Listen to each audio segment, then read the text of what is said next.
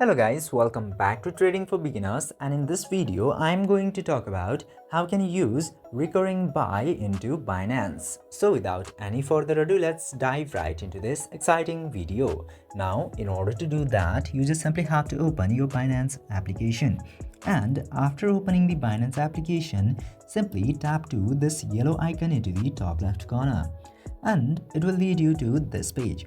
And after that, you just simply have to tap into this more services option, and then you will have to find this recurring buy into common function option. Tap to recurring buy, and after that you just simply have to select your Bitcoin, Ether or any other crypto network. I'm selecting Bitcoin, and after that you just simply have to select the amount. I'm selecting this 2536 euro, and then you can select the time into this bottom bar. Just simply tap to this drop down and you can select the time and time zone from here and select your time zone.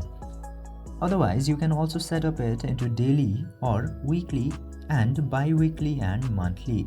Just simply select your recurring buy option and tap to confirm. Then after that, tap to buy Bitcoin, Ether or any of the other option that you have selected.